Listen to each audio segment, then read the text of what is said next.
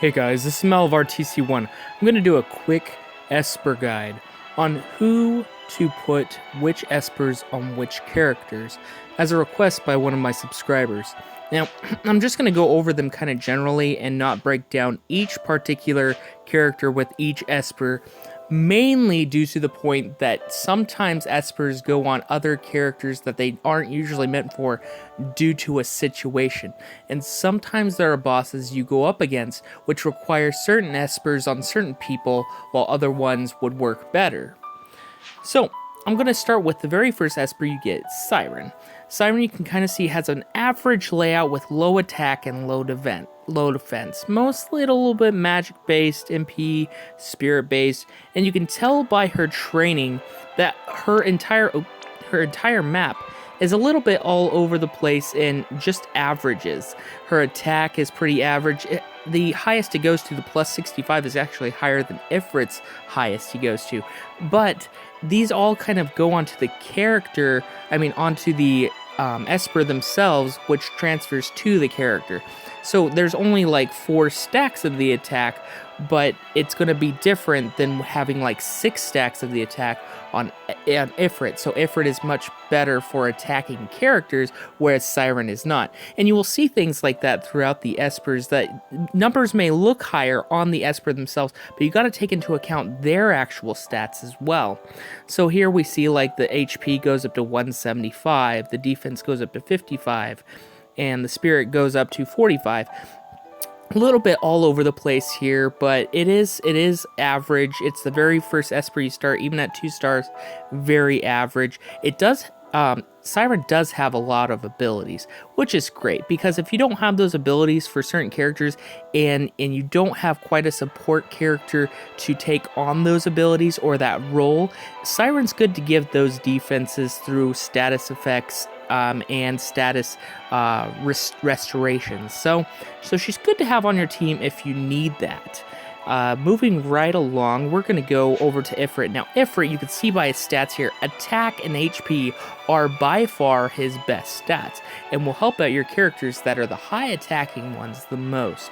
So putting it on a Chizuru, for example, will boost that attack so that when she does that double strike or that barrage, it will do that much more damage. As you can see here, the attack, like I said, only goes up to 60. But you can see there it's 5 stacks instead of only 4. The HP goes up to 300, so very good in HP. And it's only needing 2 to go up to 300 HP, which is good if you just want to do that really quick and stack that up. Defense goes up to 70, which is nice. So those 3 stats are probably the main focus of Ifrit here. Spirit not that high, magic not that high. Definitely not somebody you want to put on your healer or your tank or your magic user. Definitely used for attacking characters. So Fencer, Chizuru, Furion, characters that focus on, hey, I am the attacker. So moving next is we have Shiva. Oh, let's go back to the stats here. Shiva has a high magic, high spirit, and a high MP. Definitely used for the magic users. It could be used for the healers or those that need the spirit very high, but mostly for the magic users. Now, I don't have her unlocked to level 2 yet, but there are some abilities that come along with level 2, which are great, like Magic Break and stuff like that. And you will notice on their level 2 that the magic goes up even higher, whereas the attack and the defense kind of fall off. You can't see that on my board because she's like level 29 right now. I haven't built her up to star 2, but you're able to check those things out online on forums and stuff like that. So this is Shiva's the one you want to put on your Kefkas, or your Golbezes, or your Lenas possibly, or Tellas. She is, hey, I'm going to boost up your magic to make you super powerful. Now, say you have a full magic team, obviously you could put Shiva on any one of them because you're going to be throwing Espers on everyone and probably not choosing Ifrit or Golem in that sense, and instead switching out for like a Diablos, and you want the higher magic ones. So like I said, it's situational. Or if you have a full attack team, obviously you're going to just put whomever on everyone and just maybe take out Shiva or Siren in that case if you have a full attack team. Next we have the Golem. Now Golem is the tank guy. He has the highest HP, highest defense, not a lot of spirit, but he is the tank for, hey, I'm going to get physically attacked. I need to have that defense. I need to have that wall, which is the summon as well brings up a wall, so it mitigates some of that damage that comes in physically. You can see the attack is pretty average. MP's kind of high, which is nice, but no magic, no spirit. Now we have his level 2. You can see here he has the highest HP right here with 350 and the highest defense, which is out of this world. Let me find it real quick. 110. Plus he has last stand with that. So that defense is going to hold out for a long time. And so you want to put him on your Cecils or your Leos. You want to put him on the person that is going to be taking the hit and going to be healing out, or your Warrior of Light, healing out a bunch of damage. You could even put him on your healer to make the healer last longer. So if you want to put it on your Lena or your Fina, or someone who, hey, I'm going to die really quickly if I get attacked, so I need to heal out my team, so I'm going to put you on the healer. That is also a wise choice. That's going to lower their magic, so they won't have as much magic, but they'll be able to take a lot more hits. So it's really in that situation, what are you looking for, right? Are you going to be going up against somebody that does really high attacks, really high hits, and you need to put it on your healer? Or is it going to be kind of an average battle where you can put it on your tanker just to be that much more tanky? I mean, in some situations, you could even put it on your attacker because, hey, you want your attacker to last as long as possible to dish out that damage. Very situational, very situational. You can see that some of the stats are really low, like the attack. Or definitely magic. Magic only goes up to 15, MP only 15, spirit 15. Not what you want to use Golem for. Next, we have Ramu. Now, I don't have him the 2-star either. I haven't built him up to that yet. I focus on other ones that I really need. I didn't need the tank because I have a Cecil, so I didn't need the 2-star Golem. I really don't need the 2-star Ramu at the moment because he's kind of average all the way around, but he also has the same kind of stats as Shiva, which Shiva is also the high magic, high spirit, high MP.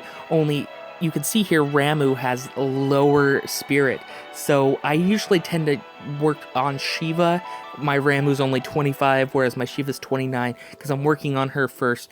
Obviously, he has some good skills, and he's good as well, but he's mostly focused on MP and Mag, so only 2 of those are actually that great. The rest of them are kind of average, and you can tell by defense what's crap, right? Total crap. So this is also something you want to put on your high magic user. Unless you're going to, I don't know, do something really weird and have high magic on one of your attackers. I don't know. You have your plan, right? But you can see here, among the first page of stats, Spirit's pretty high there, starting off at 40, and the Magic's really high at 45, but obviously will get higher when it goes to the 2-star.